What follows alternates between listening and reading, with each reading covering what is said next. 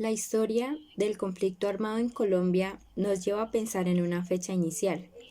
Esta es en 1946, cuando el Partido Conservador llegó al poder cuando Mariano Espina Pérez ganó las elecciones.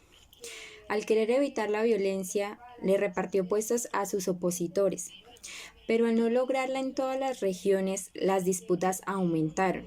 Poco a poco, los abusos de poder y la compra de armas por parte de los liberales empezaron a anticipar un enfrentamiento. La violencia estalló en 1948 con el asesinato de Gaitán. Sus seguidores provocaron disturbios en todo el país.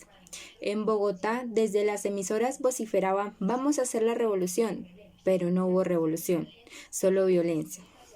Los pueblos se convirtieron en tumbas, se formaron guerrillas liberales y ejércitos conservadores que por igual desplazaban a las familias de sus tierras. Los enfrentamientos habían acabado la vida de más de 300.000 personas cuando el general Rojas dio su golpe de Estado en 1953. Rojas decretó una amnistía general y la mayoría entregó las armas. A medida que se convirtió en un líder carismático, empezó a distanciarse de los partidos tradicionales, así que desde los periódicos la oposición liberal y conservadora se hizo férrea.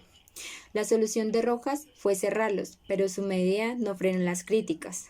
Las protestas, el bajo precio del café, la oposición de los partidos y los industriales llevaron a la dictadura a su final. Pero, ¿cómo gobernar el país sin enfrentarse por el control de la burocracia?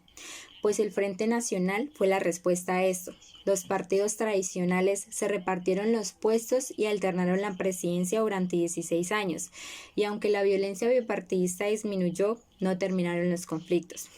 Entre 1964 y 1974 se formaron las guerrillas de las FARC, el ELN y el M-19. Estos luchaban influidos por el socialismo contra la injusticia, la exclusión política y el dominio de las tierras. En un principio, las guerrillas no tenían capacidad militar, pero todo cambió cuando la coca permitió financiar miles de ejércitos que intimidaban a ricos y a pobres. El que pudiera pagar una vacuna era obligado a financiar la revolución. Cuando Betancourt inició las negociaciones con las guerrillas en 1982, mientras hablaban de paz, las FARC ampliaban sus frentes con extorsiones y coca, y los paramilitares, apoyados por mafiosos y militares, asesinaban a políticos de izquierda. Entonces, el gobierno inició una guerra contra la pólvora del conflicto, el narcotráfico. La respuesta del cartel de Medellín fue amedrentar a la población con bombas, asesinatos y secuestros. Y así, la década de los 80 y 90 estuvieron marcadas por el terror. La situación empezó a cambiar cuando el Estado ganó terreno gracias al Plan Colombia y una intención decidida de recuperar el terreno perdido. Los paramilitares se desmovilizaron y tras los duros golpes que recibió las FARC empezaron los diálogos de paz. Solo el tiempo dirá si los colombianos lograremos algún día poder perdonarnos.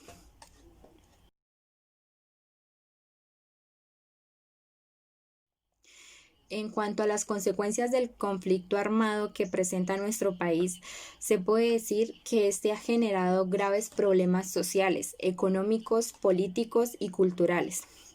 Desafíos para los responsables políticos y las comunidades afectadas directas o indirectamente.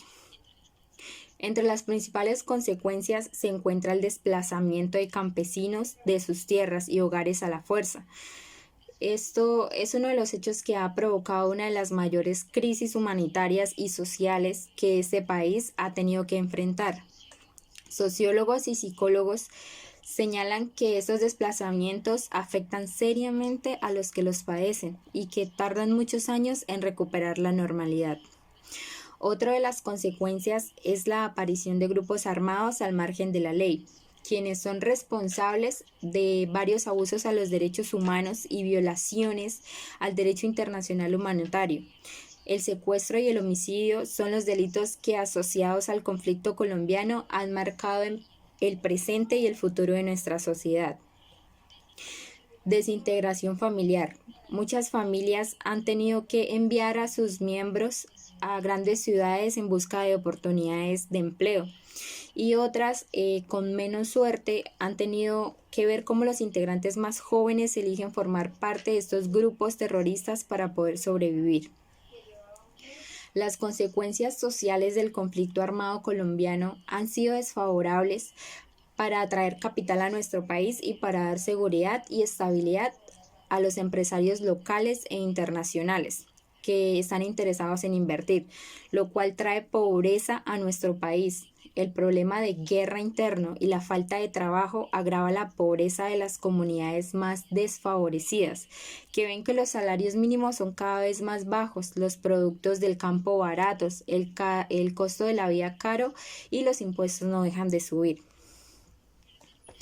Para terminar este video, quiero mencionar que la idea normal de toda sociedad es que ninguna persona tiene el derecho, por cualquiera que sean sus condiciones, sus motivos de privarle de libertad o de la propia vida a otras personas. Con base en esto, Colombia es un país que busca paz. Y esa paz debe comenzar desde cada uno de nosotros, desde nuestra familia y desde nuestro propio entorno.